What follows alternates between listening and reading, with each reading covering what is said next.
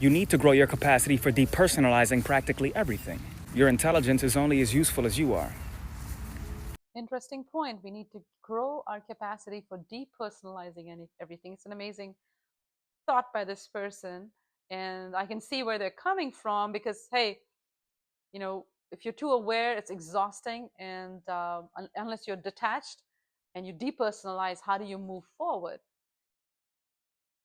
Could be. But let me pose this question, that where is the documented evidence that if you depersonalize and you become detached, you're going to be happy and fulfilled and you're going to be able to move forward through that way? There's no evidence about it. Actually, think another thought I have is that you are a person, right? You're a person, you're an individual. And we're trying to become not a person, like I'm breaking down the word depersonalizations, like not taking things personally, depersonalize it. But ultimately, we are all individuals. Krishna says in the Bhagavad Gita, Nato avayam jatunasha natame janadipa. He said, there was never a time that I did not exist. There was never a time that you did not exist, or all these people present here. So if our existence is eternal and we are eternally persons, no matter if there's a complete annihilation of this universe, you still remain that individual soul, that individual person, then how can ignoring the personal aspect of things, depersonalizing things, be the solution to a problem? Something for us to really weigh in on. The fact that your awareness is exhausting could also mean that maybe you're not completely aware. Maybe you're limited in your ability to become aware. Actually, the yogis will explain to you that through your own endeavors, you can only become aware to the extent of, there's an all pervading energy, and in this universe some sort of an all pervading energy, and that you're not the body, you're a soul. Like, that's the extent to which your awareness can go with your own efforts. And that can, although that is nice, that's very very advanced kind of awareness, but it is limited. There is a reality beyond just an all pervading energy. Complete awareness means to understand that the Supreme is not just this all pervading energy.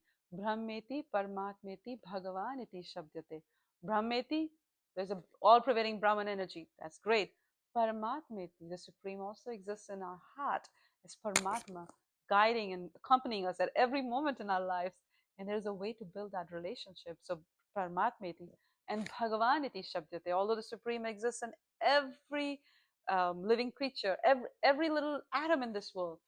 But beyond this existence in all these atoms, beyond this energetic expansion and beyond this expansion of the Supreme in everyone's heart, there is another eternal reality, which is the spiritual world, where Krishna exists in his own form, Bhagavaniti Shabdyate, in his full form, with wonderful qualities, with wonderful companions, with wonderful pastimes. And think about it, how can you actually love the Supreme if you don't? How can you love anyone? Forget the Supreme. How can you love anyone if you don't know their qualities, if you know nothing about their form?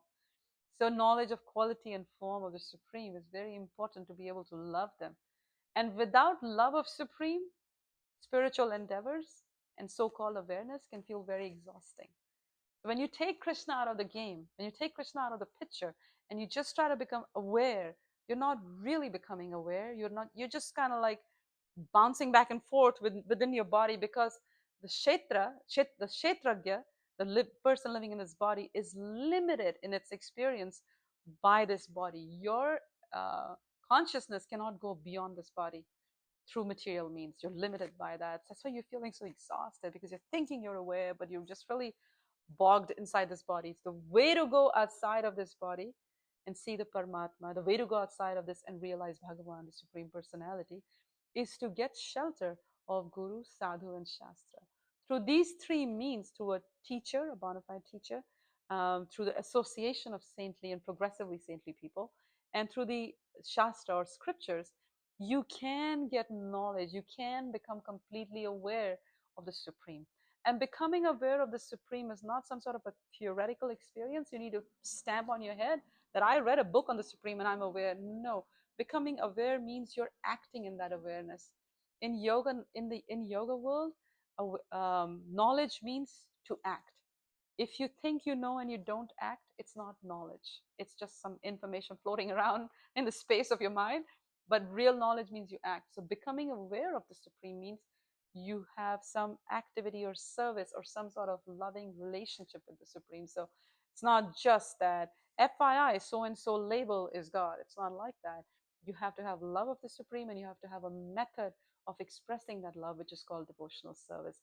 That is complete awareness, and that is not at all exhausting. You don't have to depersonalize. That's actually very fulfilling, satisfying, and enlivening process. You may, you may not think what I'm saying is right, like serving the Supreme devotional service, but you can get a little glimpse of it. And actually, Krishna says in the Bhagavad Gita, he gives you many levels on which you can approach him. So if you don't feel like you want to go to the church or the temple or do some devotional service, then maybe just try to do some volunteering. Try go help someone, go help a community, help somebody, feed someone, do something nice, and you will see you feel so much better. You don't feel exhausted, you feel enlivened by it. It's just giving you a glimpse of what it means, because by serving others, you learn that there is some satisfaction that comes from serving someone other than myself. And then sometimes it gets limited because, okay, I served this person, I didn't get the right reciprocation. But serving Krishna, when you serve the Supreme, you get infinite reciprocation because you're serving the source of your own existence. There is the soul, which has the body, but the soul also has a soul. And Krishna, the Supreme Soul, is the soul of the soul. So when you do service to the Supreme, automatically you're happy. If you're feeling exhausted through your awareness, then you're not, then you're missing the big picture.